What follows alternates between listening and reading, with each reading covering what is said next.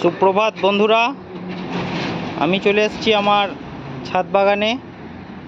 আজকে আপনাদের জন্য যে গাছটি নিয়ে এসেছি সেটি হচ্ছে একটি বেলি ফুলের গাছ। আমার এই দুটি বেলি ফুলের গাছ আছে। আমার খুবই একটি পছন্দের গাছ এটি। এর কারণ হচ্ছে এর সুগন্ধের জন্য। এর এত সুগন্ধ, আমার এই দুটি গাছে যা ফুল ফোটে আমার গোটা ছাদ বাগানটাকে একদম ভরিয়ে রাখে এর সুগন্ধে। আপনি যদি এই দুটি ফুল অন্তত তুলে কোনো আপনার লিভিং রুমে হোক বা শোয়ার ঘরে হোক রাখেন, তো গোটা ঘরটাই ফুলের গন্ধে মহমহ করে। খুবই সুন্দর একটি ফুল। তো আমি দেখুন এই দুটিকেই গ্রো ব্যাগে লাগিয়ে রেখেছি। মাটি আমি সাধারণভাবে যেটা তৈরি করে থাকি, ভার্মি, সাধারণ মাটি এবং খোল, এই তিনটে মিশিয়ে আমি মাটিটি তৈরি করি।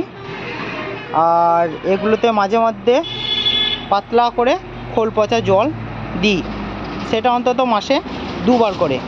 দেখুন আজকে আগস্ট মাসের 30 তারিখ, তো এখনও পর্যন্ত গাছগুলোতে কত কুঁড়ি এসেছে। আর এগুলোতে মাঝে মধ্যে প্রুনিং করে দিতে হয়, এই ডালগুলো কেটে দিতে হয়, তাহলে প্রচুর ডাল আসে এবং নতুন যে ডালগুলি আসে সেগুলিতে প্রচুর ফুল নিয়ে আসে। প্রচুর পরিমাণে ফুল আসে। আর মাঝের মধ্যে আমি যেটা দিই সেটা হচ্ছে কলার খোসাকে জলে ভিজিয়ে রেখে 3 দিন 4 দিন সেই জল আমি এই গাছগুলোতে দিই, তাহলেই কিন্তু প্রচুর ফুল আসে। আর যেগুলি যখন শীতকালের মধ্যে ফুল আসে না, তখন আমি এগুলিকে রিপোর্ট করে দিই, ওই মাটিগুলিকে পরিবর্তন করি, আবার নতুন মাটি, ভার্মি, খোল এইসব মিশিয়ে আবার নতুন করে বসিয়ে দিই। তাহলেই কিন্তু আমার এই গাছগুলোতে মোটামুটি সারা বছরই ফুল থাকে। খুবই এটি সুন্দর গাছ।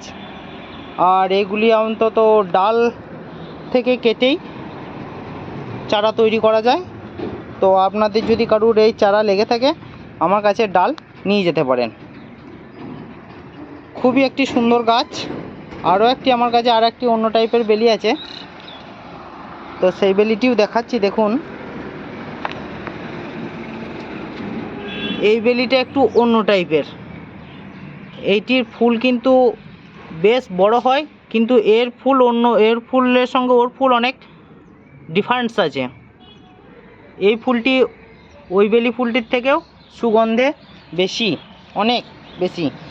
আমিও একটি ডাল কেটেই লাগিয়েছি। তো আমার একটি বড় গাছ ছিল এটি, সেই গাছটি মারা গেছে, তো সেই থেকে আমি ডাল কেটে দুটি ডাল লাগিয়েছি, দুটি লেগে গেছে। এটিও একটি খুব সুন্দর গাছ। এটার থেকেও ফুল ফুটছে, আবার যখন ফুল আসবে আমি আপনাদেরকে দেখাবো। তো আজকের ভিডিও এ পর্যন্তই।